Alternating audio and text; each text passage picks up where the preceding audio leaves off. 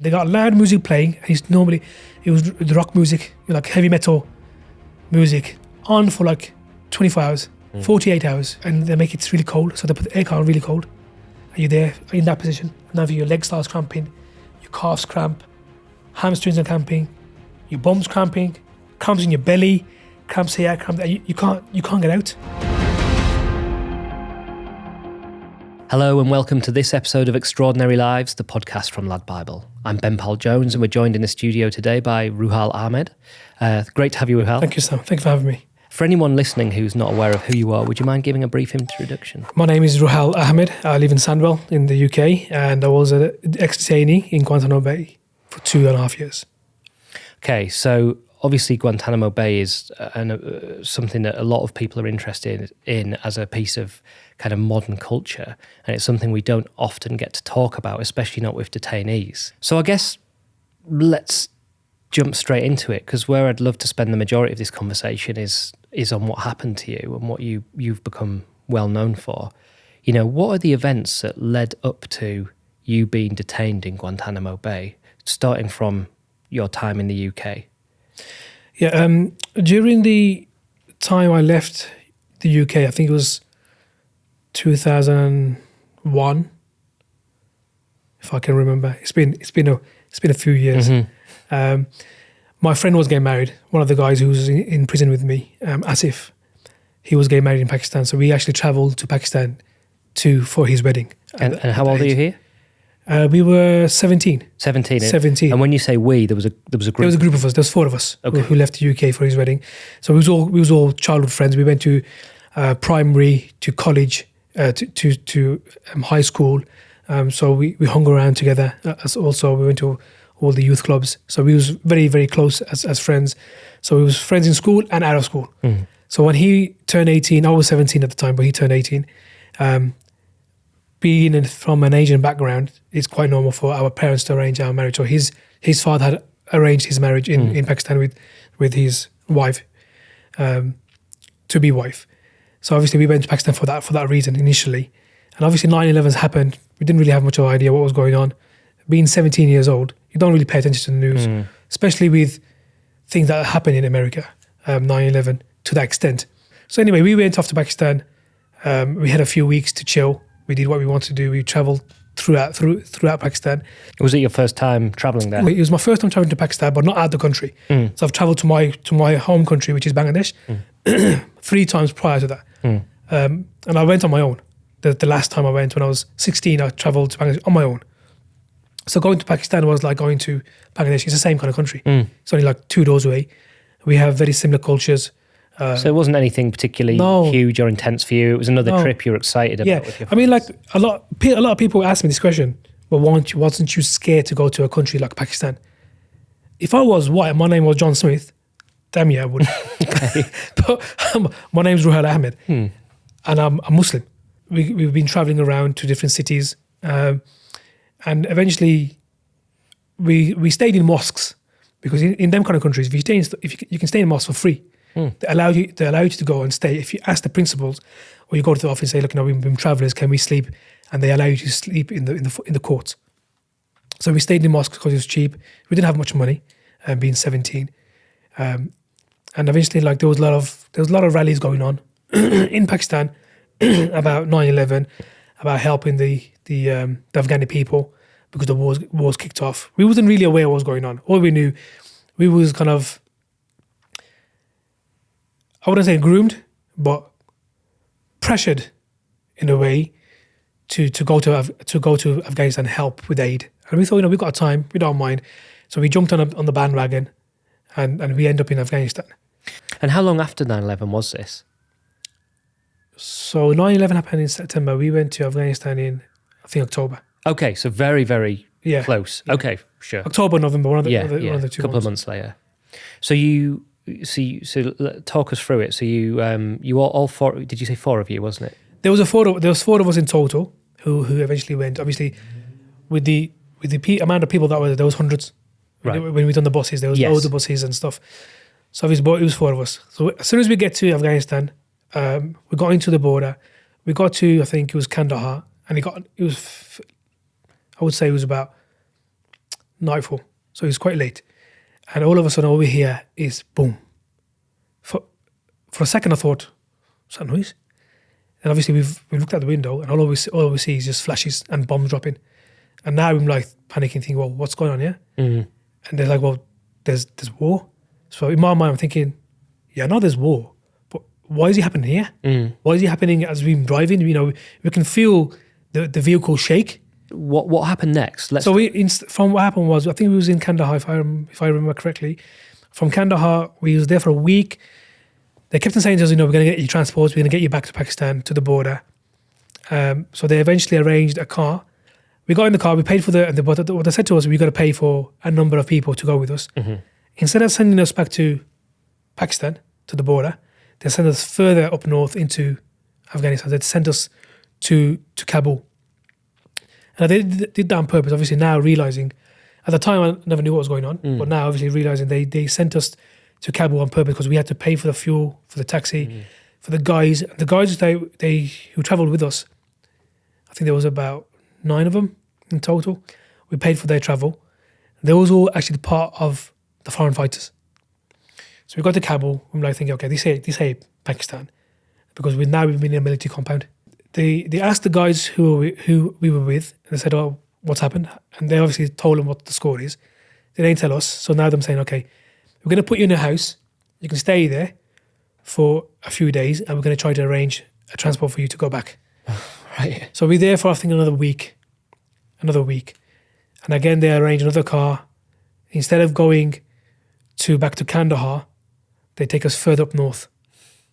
So now we're in like the front line where the war's actually taking place. Was it the same deal? They used you to pay for? Yeah, basically. People? Yeah. So we get the same problem. Communication is a massive issue. The guys we travelled with, they've gone to wherever they need to go. So now we're left in the middle of nowhere with nobody. So and where are you? Was it like a city or was it rural? It was a city. It was a town. It was a town in the middle of the city. But they had their training camps. So obviously that's where the car stopped. So obviously we asked around who's in charge. We asked around. That guy came. He didn't speak very good Urdu at all. My Urdu's not great because that's not my language either. Communicated. They said, you know, we're going to give you a place to stay. Stay there. We'll arrange something. So we stayed there for 2 weeks. It's getting quite repetitive, isn't it? Yeah. So obviously being 17 and like being in a country where you have no power. Yeah. You got no one to go to, no police. There's no one to complain to. You kind of gotta go along with what they're saying because you got no other option. But you still at this point, because like if that had been me, I would have been, regardless of which country it was, I would have been panicking. Panicking. We were panicking, but in that situation, what do? You can panic in a room, but what do you do? Like you're kind of in a massive cage, a cage where you're allowed to freely go wherever you want, but at the same time you can't. So we wasn't restricted in terms of like we couldn't go to we could go to the shop, go to the bazaar, we could go and buy food, go to a restaurant. We done all that.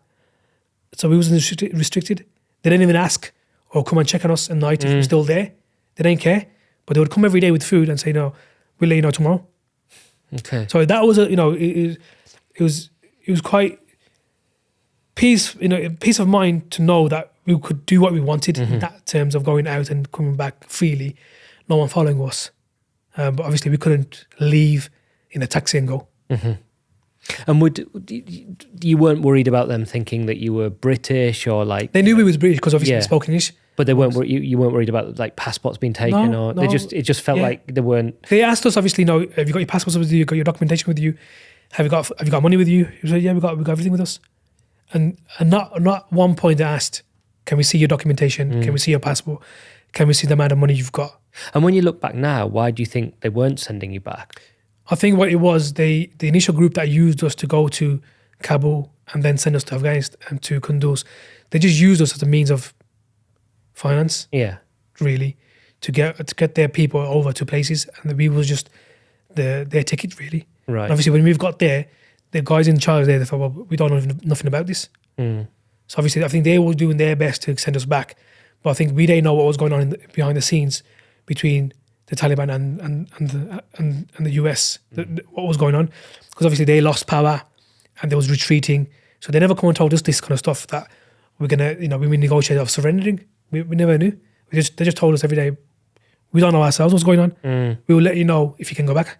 Okay. And then what's the next chapter in this story then? So basically what happens is, after I think about being there for about 2 weeks, they come and say, we're going to leave today. We're obviously excited, happy. So we go to town, we pack our bags, just rucksacks and whatever. We get some snacks and stuff for the journey, water, some food and stuff. And then they said, just wait here. Our cars will come and just jump in any of the cars. And all these cars and lorries and buses, they're all going to go towards Pakistan. We're going to go to Kabul, then Kandahar, and eventually we're going to go. But at no point no one said that they're surrendering. So obviously we're standing in the city, in the town. We'd left there. Cars come, we've jumped in, waiting. All of a sudden we just see trucks, military trucks, a convoy of cars and lorries, and all the fighters are on there with them all geared up, with the arms and stuff. And obviously now we see all different types of nationality there. There's white guys there, there's black people there, Tajikis, Uzbekis. They all look different. So you obviously know them not from this country. You see Pakistanis. So obviously now we can speak. So okay, what's happening? All the turn around. The Taliban have made a deal with General Dostum that we're gonna surrender. We're gonna give up this city, and he will give us we're gonna give up our arms and our vehicles, and they will escort us back to Kandahar. Because at that time they lost Kabul. Taliban lost Kabul, but they had the hold in Kandahar. So that was the deal. So obviously we were thinking, okay, well, why are we going to surrender? Why do we have to go with you? They said, well, there's no other way out, really. You've got to come with us, and they'll escort us together. To me, okay, it's fine. We'll do that. We do what we do. So eventually we get out of the city, and it's all basically desert now. It's all like desert, mountains, to go to the next city. And it's about 8 p.m. Gets dark. All of a sudden we can just hear helicopters, like Apache. Can't see them. Also, all we can see is flashes from the sky. And obviously all the fight. I think there was about 35,000 people at that time surrendering. And everybody starts running, getting off the cars, and they bombed like the vehicles where there was ammunition. So the ammunition was exploding, going everywhere. So we was running like chickens, headless chickens in the mountain, in a cave, trying to hide in the bushes. So all night we basically ran around looking for shelter. In the morning, all we see just people dead. Loads of people dead. Someone's got the arm missing, someone's got a leg missing, someone's been shot, bullet holes, heads over here, bodies over there. People are crying for us to help them. So obviously in that morning we went back to the city, to the town. We bought shovels, we buried the dead, and obviously we didn't know what was going on.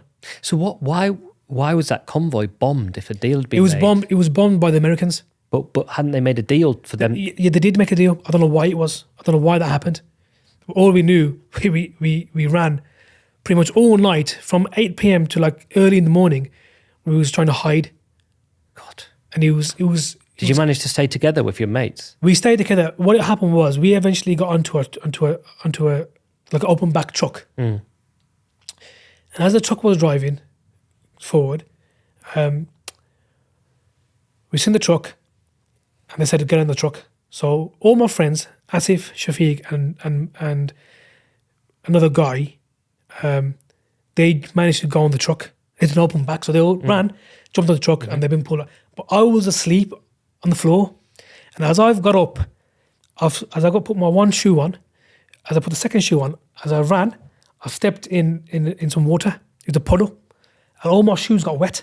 So I took my shoes off and I took my socks off, and I ran barefooted. But I missed the truck. I couldn't get on because he drove off. And as he drove off, my friends jumped off. They thought, well, he's not gone. We're going to jump off. As he drove off, and only about 200 meters as the truck drove forward, it got bombed, and everybody on that truck died. Oh my God! Every person died on that truck.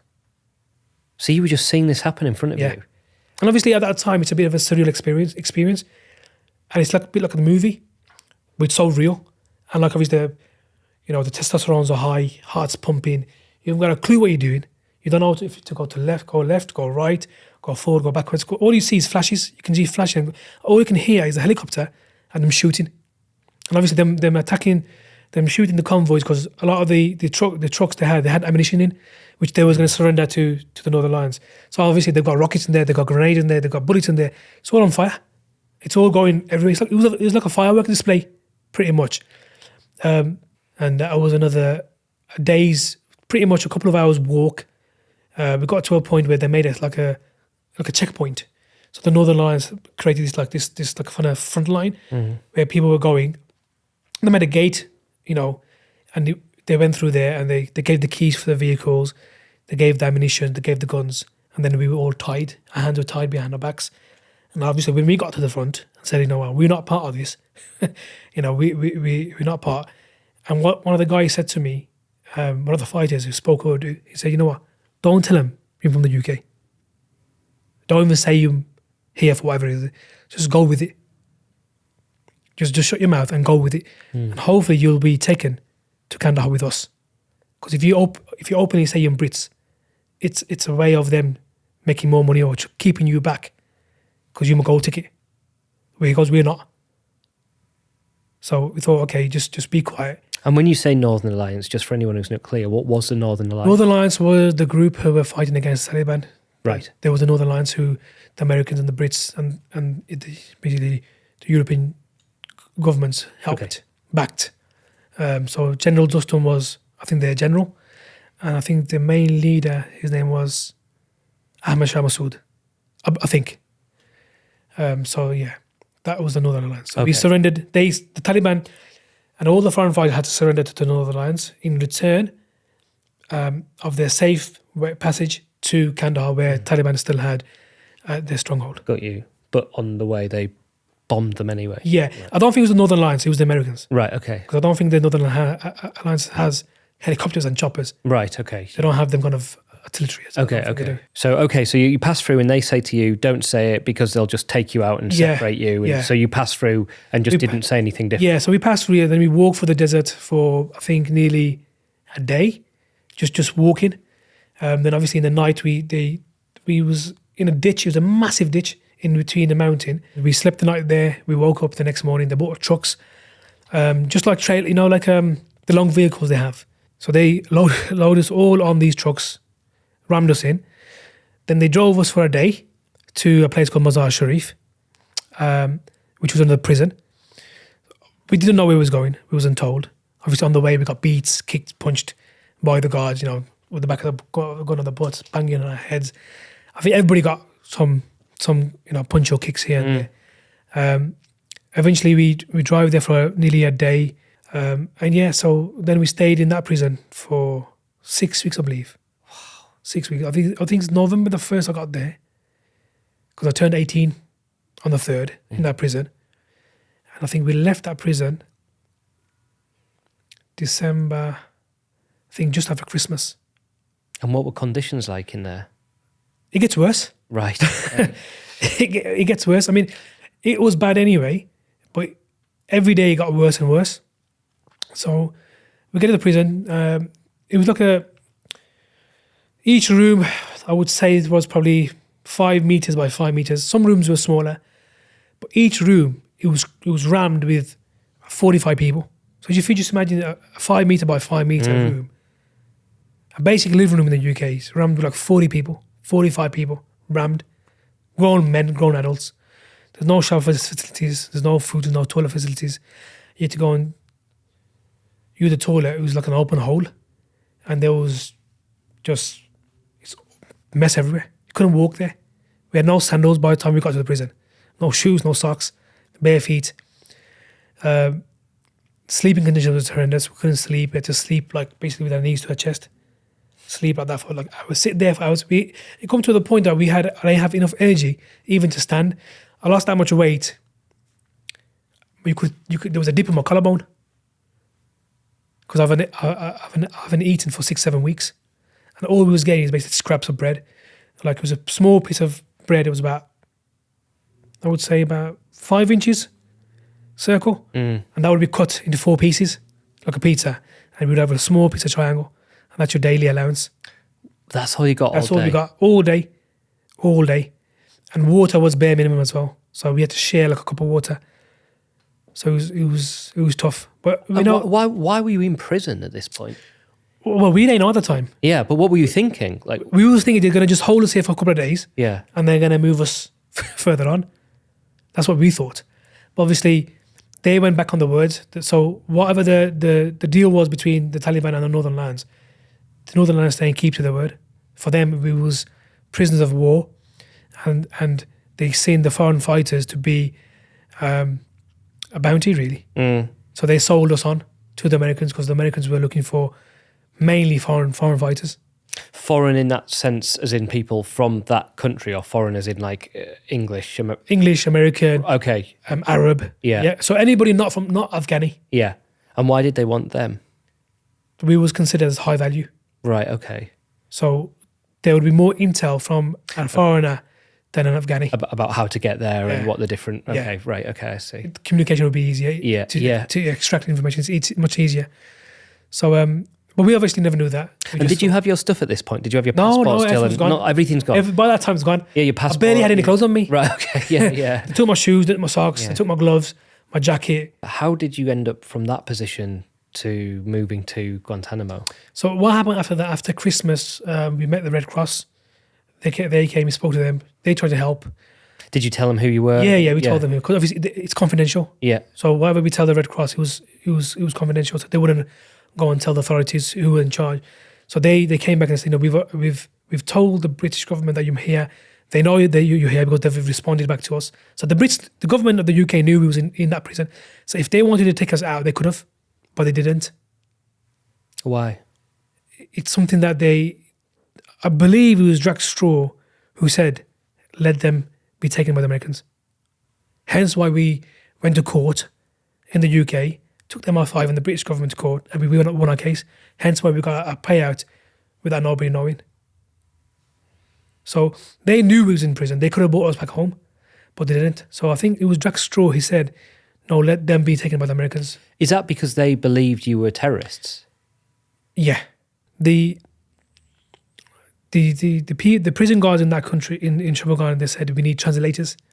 We need people who can speak English because we need to fill these forms out for the Red Cross. So like idiots, we said, yeah, we can translate. It was a tactic they used to find out who can speak English. Oh. To find out who we are, who speaks English, where they're from, and then sell us on to the Americans. Because from what we was told, they paid, I think it was $35,000 for each prisoner they took. My God. So $35,000 in Afghanistan at that time, it's like winning the lottery. It's like £1 million. You can buy a villa 4 times over probably, and have loads of money left over. So for them, it was like we was like gold mine. So anyway, they took us out. We told them we speak English, and about 2-3 days later, they pulled us out. So we need you to come and translate for us. And then they basically tied our hands behind our back and handed us over to the Americans. When I seen the American first, I thought the first thing in my heart, I thought, lucky, relief. You know that relief. You think, man, I'm gonna go home. Because I thought, I can relate to him. I can talk to him and explain my situation, and they'll help us. Because the image we have of Americans back in them days, before 9/11, what do you think of them? You think, he'll understand me. These guys are, the champions of justice. They're gonna help me. They'll the movies we watch, they're always portrayed to be the good guys, and you think, this is going to be beneficial to me. But lo and behold, did I know it's going to be the complete opposite. It was worse than how the Afghanis treated us. So did you immediately start trying to say, trying to communicate and say, this is where we are, this is why we're here? So obviously, when we got to the Americans, the guy came, took me to a room. He goes, I'm so and so, part of the US Armed Forces, blah blah blah. I want to ask you a few questions. So obviously, talked to him, told him where I was from, took all the notes. They already had the information.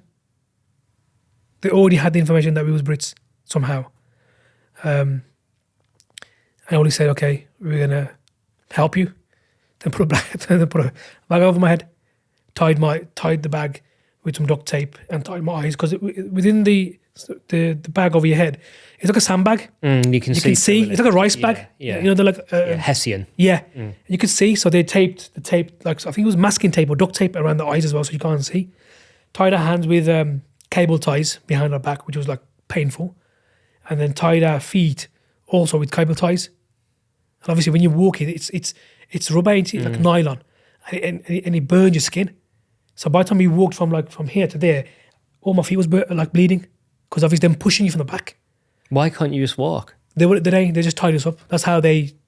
I think it was for them. It was like in the military they have a way to scare people. They tactic to tie you up to make you feel like you're gonna die, to kill you, to execute you. It was that fear factor they used, and I think that's what they're trying to do. So we open up, tell them the truth, and then they put us down in a line. I thought they were gonna shoot us. That's what I thought in my head. They put us on trucks, took us to an airport because when we got there, we could hear planes landing and taking off. At that time, they had like dogs barking. So when I looked down, I could see just my chest area. So I could see I was on a runway on a tarmac. And obviously then they put us onto a military plane, tied us down. The pictures you see on Google with the goggles and stuff, same kind of thing. And then they flew us from wherever it was to Kandahar, and they had the airport as a base, and they put all us off. They just took us there, really took us off. Got a beating on the way to Kandahar on the plane. Oh, what, hitting you? Yeah, got a massive beating because I spoke English, and I was trying to tell them, look, this is who I am. And they kept saying, "Shut up." And obviously, at that time, I did my best to kind of just come across, you got the wrong person. I'm not a terrorist. I'm not part of the Taliban. I didn't have a clue what's going on. But for them, for the Americans, there was brainwashed to believe that every person they met in Afghanistan was a terrorist. There was no such thing as you're innocent or proven guilty. You're just brown-skinned or spoke English, got a beard. Obviously, I grew a beard by then. I've been in Afghanistan since, I think it was November. So it's been about nearly 2 months. So I've gone a fair amount of hair. So all they see is just a terrorist. They don't see a human being, just to see a killer. And I think that's how they treat us. So when we got to Kandahar, we had to go through a process. So obviously, you could hear all the detainees, all the prisoners. Asif and Shafiq was with me at the time. I could hear them. And obviously, I needed a wee. They gave us water to drink when we was on the trucks before we got on the plane. So we drank a lot of water. I haven't drank water for 6 weeks. So now it's gone through me. I need a wee really bad. And I need to go to the toilet. So all they did was, my hands were tied behind my back, head covered. And they said, well, you want to go to the toilet? All they did, they came and just took my pants down and said, wee. And I couldn't wee. I couldn't wee because I knew there was a lot of guards, and I knew there was female guards there as well. So I'm kneeling down, hands tied behind my back. He's pulled my pants down, and he wanted me to pee. And now, the thought of them watching me, it was not so much the men, the women, them watching me, and I gotta pee, and now I can't pee, and it's like I feel like my insides explode. So eventually, I focus and I try to blank everything out, and we pulled my pants up. Then we go through a process where they took our fingerprints, photographs of our faces. They gave me a band with a number, and they put us in a. It was like a barn. It was a makeshift it was like a metal hanger, and they made a prison out of it with barbed wire, sectioned you off. I think it was 4 sections on one side and a walkway in the middle. So they threw us in them. There was about 8 to 10 people per cage, and then they came and threw food at us. The MREs, American Army field food. And obviously, I haven't ate in such a long time. I didn't see if it was halal or not. I just opened the pack and rammed them down. So I can remember there was frankfurters, sausages, there was some pork ones, there was chicken, and a lot of the other detainees who I met there was Arabs, and they wouldn't eat it because it was chicken and beef, and I knew in this situation, you got no choice, you got to eat. So I ate everyone's packets, and I was obviously stuffed. Then I felt sick, and I was sick all over the place. The next morning, they took me to another place, and then it was just there for, I think, another month. I think, just in the open. It was in an open field, like a tent, and we had to sit in the daytime. We had to sit out of the tent, blazing sun, legs out, hands like that. Couldn't move, couldn't talk. In the night, we had to sleep. We had to do what they said. It was very controlled. We couldn't talk. Again, if we had to go to the toilet, there was a bucket, just a normal metal bucket. So you go and do number 2 there or number 1 in front of everybody. There was no privacy. There was you couldn't. They gave us like blankets in the night, like heavy type of blankets. But it's like taking a blanket and wrapping yourself and doing a wee or a poo. It doesn't work. You can't do it. Then there was no water to wash yourself. There was no toilet paper to wipe your bum. Nothing. The only paper we got is when we used to get the meals, they used to give like a packet and there should be like a main meal, a dessert. The sugar would be taken out. Anything that's sugary, they would take that out, like a cake, pound cake, they would take that out. And they would leave a small packet of tissue, like that we have like clinics packet, but it was much smaller, enough just to wipe your hand. They said you wipe your backside with that. You can't do it. It's impossible. So like for nearly the time I spent in the prison before, 6 weeks, a month there, couldn't wash my backside. And you're doing a poo in a bucket where everyone's done it, and it's full. So you're squatting, you're doing your best not to touch the rim, and then you're pooing and you're trying to balance and trying to cover yourself at the same time. And the worst thing was the guards would always come and watch you when you're taking a poo. Always watch you. What, just to taunt you? Yeah. Not time out. I think it was done on purpose to humiliate us. Yeah. To make us feel like we're animals. Yeah. To degrade us, and that's what it was. That's the tactics, and you know it was difficult. Like you need to go to the toilet or take a wee, and you couldn't because them standing right next to you. The only thing that was between me and the guard was a barbed wire. Like you can put your hands to the barbed wire. So it's like me and you, and there's the barbed wire, and they put the bucket there, and it's facing them. And then Awful. and it was awkward, and it was a horrible experience. And it was extremely. The weather in Afghanistan is bizarre. In Kandahar, in the daytime, it was extremely hot to the point where it's scorching hot. Like I'm sitting out on basically sand. Really, it's like just the desert. I'm sitting there, it's scorching hot. Can't go underneath the tent to get shade because you're not allowed to. Why not? It was their policy. Right. You got to be in their sight, in their view. And they would force you to drink 6 liters of water every day, which was good. You know, water's not bad, but like they would literally force you. Like they would give us a bottle, and the whole liter. They would put us all in a line, and they would make you drink it. You got to drink the whole lot in one go. In one go, 6 liters. So 1 liter per time. Well, right. Okay. Yeah. So they'd come. Right, they'd come and say, "This is a liter. You got to drink it." So they want you to stay hydrated because of this heat. But then you need to go to the toilet. Then you got to wee. Then you got to wee in front of them. So it was all games they was playing with us to make us feel degraded and humiliated, to break us down basically to the point where we say what they want. And in the night it was freezing cold. It would be like -1, 2. So the blankets they gave us, it wasn't enough. So they gave us like gloves to wear. And in the night, what we do, we take the gloves off and put on our feet. So you always had to walk. If you go to the toilet, you'd walk looking down on the floor and then walk to the toilet. When you sit in the toilet, you can look down. You never can look up. You can't talk to the guard by looking up and looking into his eyes. So what would have happened if you had just continued to stretch out or move? You get punished. Like physically? Or? Physically, yeah. Physically. Right. So some of the guys who were not as compliant with the rules and laws of the camp, they would be taken out, handcuffed, and they would cuff the feet and the hands together backwards. So make them like a scorpion. Yeah, I see what you mean. So they would leave them on the floor in the open air, day and night for days. That was the punishment. So if it was hot, cold, no blanket, that's what happened. So if we know, I'd rather just not look at them and just do what they say, rather get punished. I'm getting punished anyway. That's worse. So yeah. And where? Just to remind me, where exactly were you at this point in time? Still in Kandahar. Still in Kandahar. It was an army base. So they turned into like a military base. Right. And at what point was it that you then got transferred? It was February the 14th, I think. Okay. Valentine's Day. And did they? Oh God. Yeah, that's my gift, innit? Yes. And did they tell you that you were going? I suppose at that point in time you didn't know what Guantanamo Bay was, did you? No, I never knew what Cuba was. Yeah. So did they come to you one day and say you're going to this new place, or did they just No, say, what they said, what happened was, obviously over the period of, I think, 6 weeks while I was in Afghanistan, in Kandahar, some of the guards were good. I can't say they all were bad.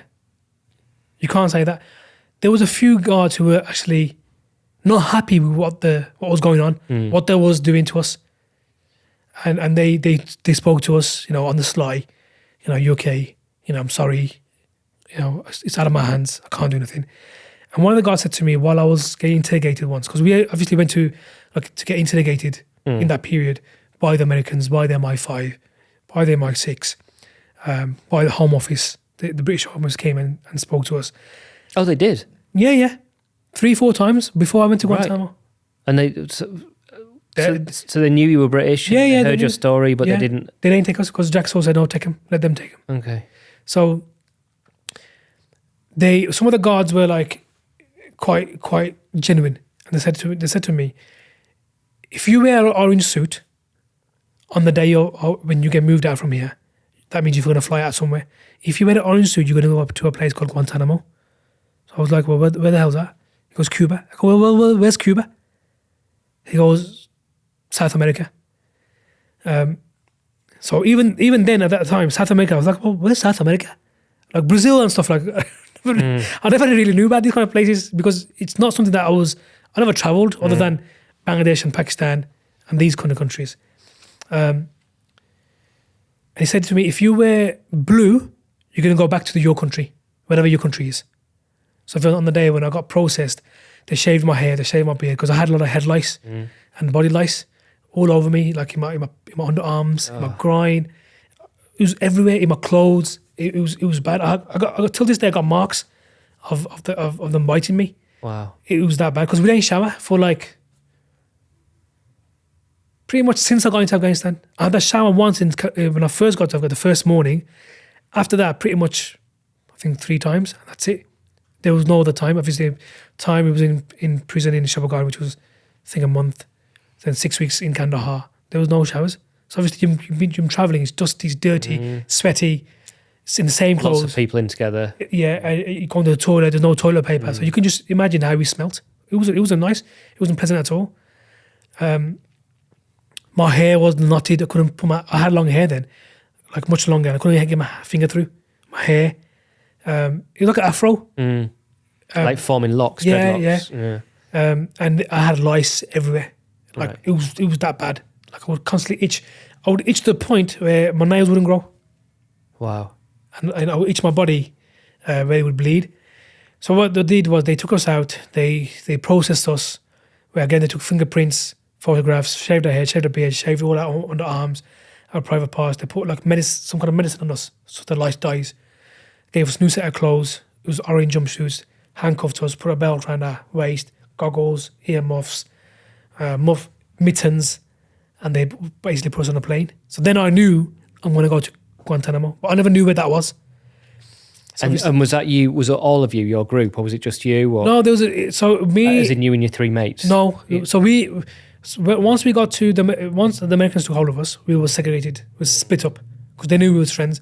So Asif and Shafiq went to Guantanamo before me. I think they went a month before me. They went pretty much straight away to Guantanamo. I went a month, probably a couple of weeks later. So obviously we got onto the plane. The plane journey was just bizarre. It was a military plane, so obviously they chained us to the wall of the plane, so we couldn't go forward, couldn't go backwards. It was like kind of stuck. So our hands were tied with the cuffs, and obviously that has a ring where from that ring there'd be another chain goes to your back, which is padlocked. From that chain there'd be another chain to the floor, to your feet, shackles. So it's called a 3-piece suit, they call it. It's what you see in the American films. So it's that. Then they chained us to the wall of the plane, and obviously we got taken to Guantanamo. One incident I remember was they gave us sandwiches. They gave us peanut butter sandwiches. But bear in mind we got mittens on.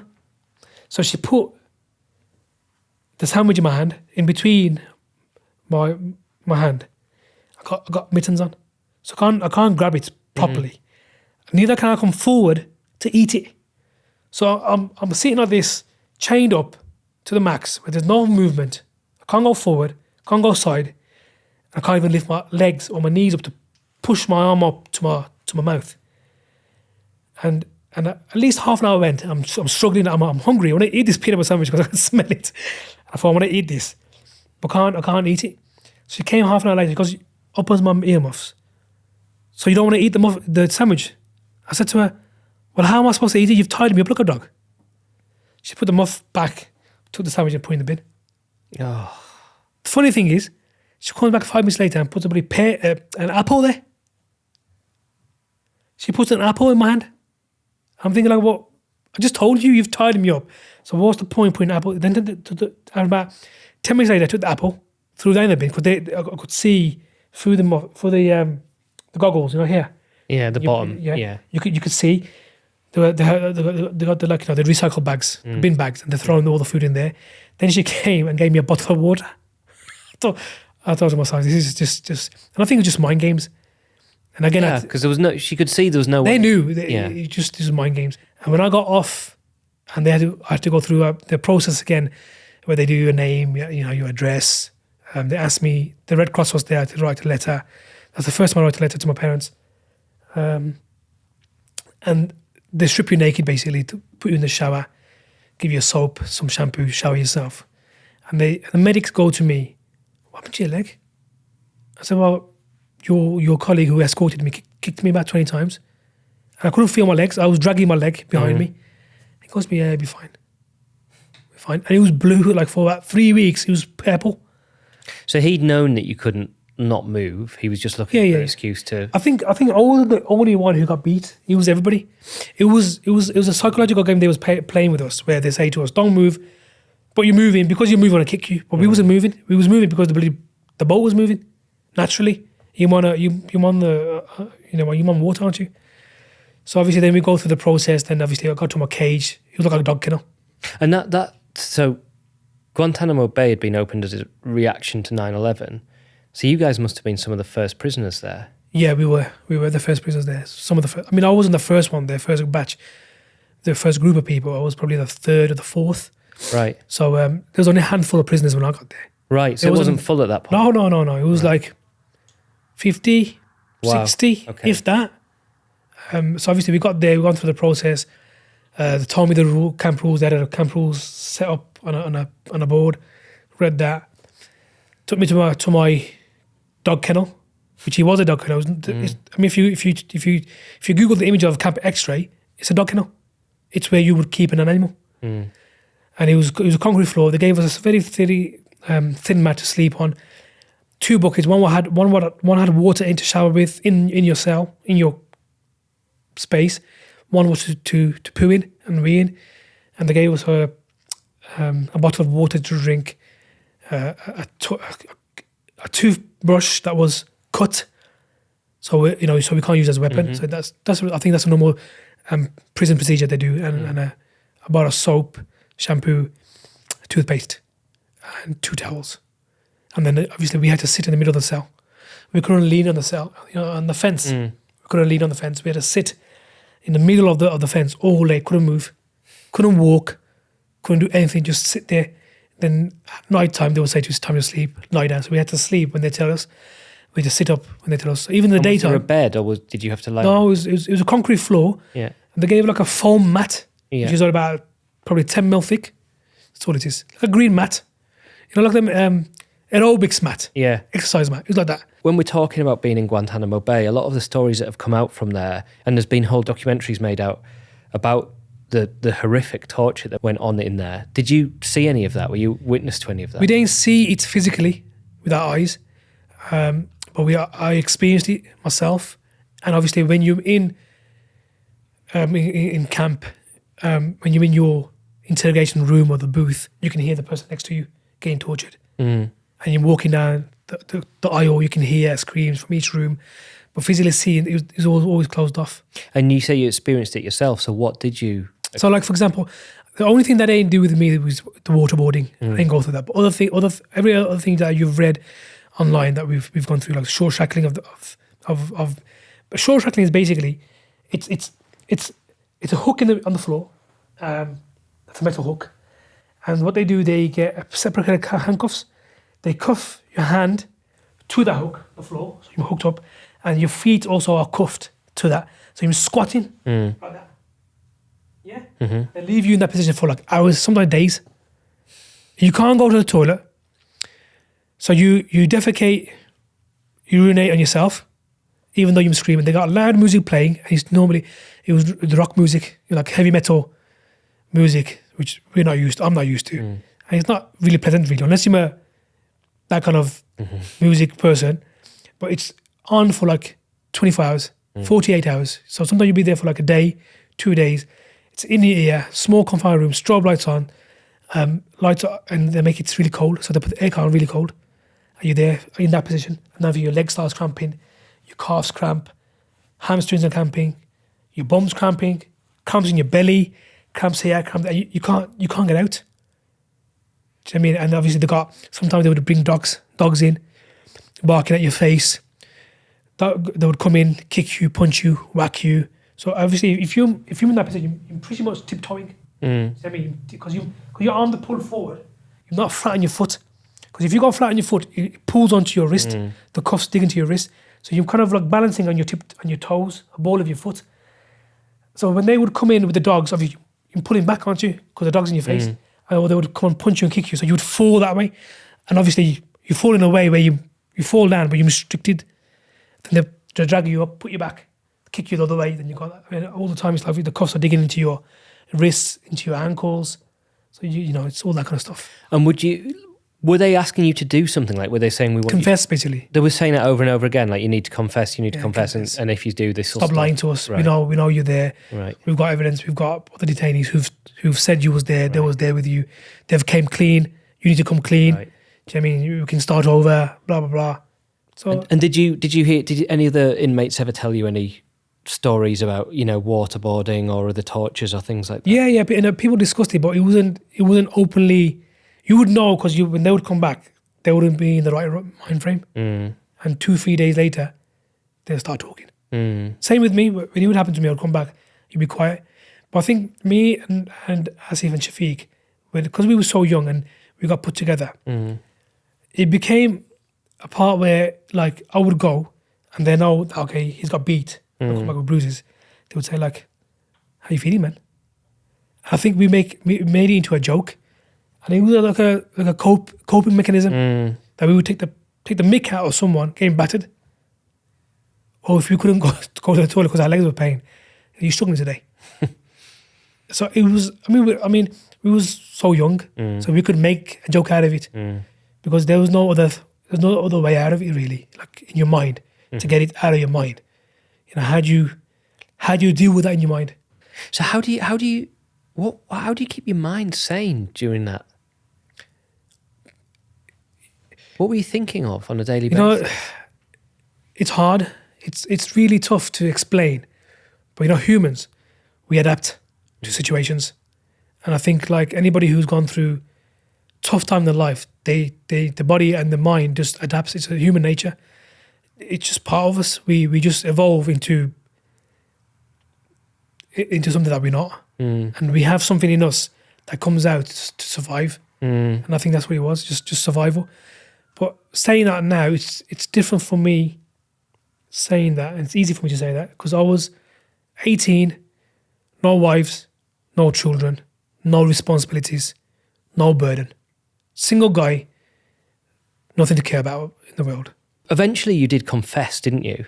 Yes. And so what was it you confessed to and how did that come about? So basically being there for nearly 1.5 years, we lost the hope of coming home. And ultimately it came down to, we realised that all they wanted, the Americans, was they wanted a scapegoat. So we was lambs to the slaughter basically. So they needed to prove to the American people that by opening Guantanamo and by invading Afghanistan, they've justified their means. So they needed people to be guilty because they couldn't find nobody who was guilty. And that was the problem. They couldn't take anybody to court and actually prosecute them for 9/11. Because those who did it, they died in the bloody plane. And obviously the mastermind behind it was Osama bin Laden. He was nowhere to be found. So they needed to justify their actions. So we realized what they wanted was a false. They wanted us to testify to what they said. So what they were saying to us was, there was a video, a rally that took place, I believe, in 2011, where Mohammed Atta, the main hijacker of 9/11, was in a rally in Afghanistan where Osama bin Laden was giving a sermon. In that sermon, there was a video of the sermon, and there was few guys. It was a massive gathering, and one of the questions they asked me when I was in Guantanamo, what was you wearing when you traveled to Afghanistan? And I said I had like joggers, tracksuits. What brand were they? Adidas. So what does Adidas have? They had 3 stripes. So in the video, they had a guy who looked nothing like me, who had a fleece top on, and he was an Adidas. It was fake. You could tell mine was fake, but they could see the stripes. So they said, look, you told us you was wearing a black Adidas fleece top. That's you there in that rally with Mohammed Atta in 2000. I think it was either, see, the problem was that Americans, they couldn't work out the dates. If it was 2011 or it was something like, the date, we had the date, the month, and the year. Yeah. So they wasn't sure if it was like the 1st of, for example, 1st of August 2011. Yeah. Or the 11th of the 1st. Yeah. Which way around the months and the So they couldn't, they didn't know. So either way, it didn't matter because I was actually on, I was doing community service. I got in trouble with the police in the UK, and I was doing community service. So on them 2 days, I was doing community service. I was cleaning I was painting a church. On both dates? On both days. Right. So it didn't matter because I had 150 hours of community service. So it doesn't matter what days they threw at me. I was in the UK and the police knew that, and the probation officer knew that. So the information was on the system in the UK. They knew that, but they needed to pin someone down. So at the end, after months and months and nearly years have gone by, we actually discussed it amongst us because we was all put together. We said, you know what, we've said the truth, it's not working. MI5 turned around to the Americans and said, maybe they were traveling on false passports. That's what the Brits said to the Americans. It's not them, but maybe they've traveled on false passports. It's absurd. Maybe they've done something wrong, just trying to find something. Kind of, So anyway, what we said is that we're gonna confess to whatever you want us to do, and that was because of what we went through. So they tortured us, they put us in stress, which is the beatings, the loud music, the hot and cold. So at the end, I thought, you know what, let's just say we were there, because I actually lost hope of coming home. So I thought, it doesn't matter if I say, I am a terrorist, I am Bin Laden's right-hand man. It makes no difference because I'm going to be here. It's irrelevant now. I'm going to go home, so I'm going to stay here. So it doesn't really matter what they believe. I'm not going home. So let me see, by saying I am a terrorist or Bin Laden's right hand, I knew about 9/11. I was the one who actually masterminded it. So I said to the Americans, the intelligence officer, I said, you know what, you print out what you want to say. I'll just sign it on the dot. So they went and signed out this confession. I signed and dated it. And that's all it was. And believe it or not, all the torture stopped. Wow. All the harsh treatment stopped. Because you'd given them what they wanted. Yeah. And but do you think they knew you were innocent? They knew. Like 100% knew? They knew. They had no suspicion? They just wanted someone to commit to saying they'd done it, and that was all they wanted? But they knew if they take us to court, they wouldn't win. Yeah. Because it's just nonsense. Most court cases that have gone to the courts in America of all these prisoners, it's been thrown out.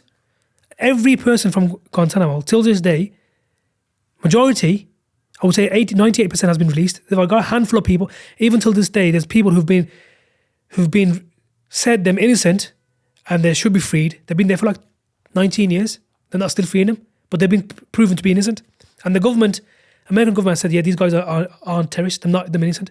But they don't want to release them because they're scared of the backlash. Because they've been, a lot of guys I know who are in prison, who I met, they've come out of prison and they want revenge. The vengeance. They've gone back to Syria to fight against the Americans. They weren't terrorists to begin with, but they've made them into terrorists. And that's what they're scared of. And rightfully so. If you've tortured some guy to the extent where he's lost his family, lost his home, he's going to want revenge and think, I didn't do nothing, but you've kept me for X amount of years. My family's destroyed because of you. You destroyed my entire life. I want payback. So they've gone and joined groups and have fought against the American soldiers in Syria, in places like that, in Iraq. So do you really blame them? Was it hard for you not to go down that avenue mentally? No, because, I mean, I was young. I didn't lose nobody. Yeah. I came back and I thought, 22, I can rebuild my life. I got married to my wife who was here. Within 20 days I got released. So actually, let me just bridge that gap. So you confessed, and then how much longer were you in Guantanamo for? Probably another year. Another year, wow. Yeah, but just held now as a terrorist. Yeah. So now you've confessed, so they're going, yeah, he's a terrorist, he's confessed to what we've said he is. How on earth do you then how do you get released from that point? We don't know. This is the funny part where we actually don't know. So what happened was they took us out one day, took all the Brits out, all the English lads, took us to a different cell, different block, and then all we've seen is the British police. Thought, what's the Bobbies doing here? They was in their uniform, police Really? uniform. We thought, this is odd. So now in my head I'm thinking it's the Americans dressing up like the English, pretending that we're going to go home. So anyway, we see the police, they tell us who they are, we're from London, this and that, blah, blah, blah. We're going to take you home tomorrow. We think, yeah, whatever. We thought it's just another mind game. Mm. Next morning, they gave us new trainers, jeans, a top, t-shirt, jacket, put us on a plane and hand us over to the British police. We won the plane, and we won the on the RAF, out the UK plane. I thought, odd, and it was just such a surreal moment from being locked up in a prison. I'll tell you when I knew I was going to go home. Up until the point where they took my handcuffs off, because we got onto the plane, and the American guards were holding one. They usually hold you one here, one on this side, both on the side, and they hold you tight, hold your shoulder, hold your arm, and you cuffed. And as soon as we got to the top of the plane, as we're going to get into the plane, the police officer goes, uncuff them, take the chains off. And the American guard looks at each other. He looks at the police officer. Are you sure? The police officer looks at both of them. He goes, yeah, we're sure. Take the chains off. So they took our chains off.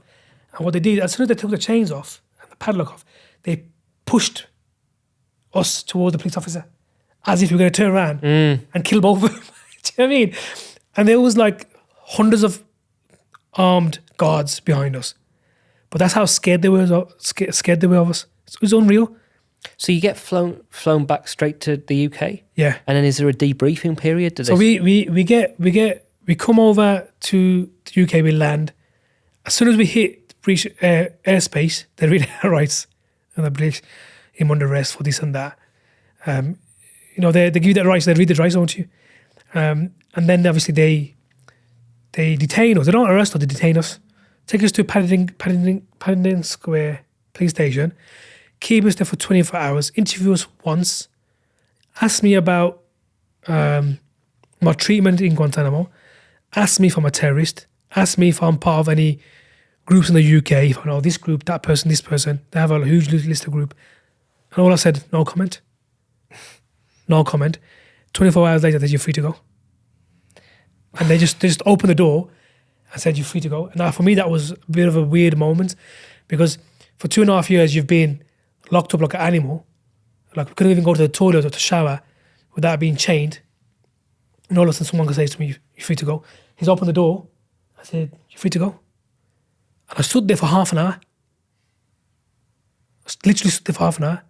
And he said to me, do you want anybody to come and get you? And I said, I don't know. Then I made a phone call. And the first person I made a phone call was to my wife. And then I phoned my dad. And he was on the way to London. There was in traffic. And then my solicitor at the time said to me, come with me. And then what the police decided to do, there was a lot of press outside the police station. So they took me around the back into a police vehicle. And they phoned my dad and said, where are you? And they took me secretly to me and my dad in a hotel. So it was a bit of a weird moment, like from being locked up like an animal for 2.5 years, literally. And I didn't take a full step for 2.5 years because we was always in chains. So them shackles are quite limited. They're like a couple of feet, not even that. And so you're shuffling like a penguin. And all of a sudden he said, you're free to walk. And it was like, it just felt so weird to walk. And I can remember going to the hotel. I got there before my dad. And the lady asked me, have you got a reservation? I said, yeah, I've got a reservation. And it just felt weird, talking to someone, and she handed me the keys. She took me to my room, and I got in my room, and I was like free to do what I wanted. First thing I did, I go into the shower. I showered until the door knocked, until my dad came. And it was like a weird moment. And I can remember hugging my dad. Obviously, we cried, and he was angry at the same time. Why did you go and this and that? They moved to Mackey's to have some food. The first thing I did, went to McDonald's. Mackey's, missed Mackey's, so I went to Mackey's. I couldn't have a cheeseburger because I don't eat them. It's not halal. But I had a fillet fish, strawberry shake.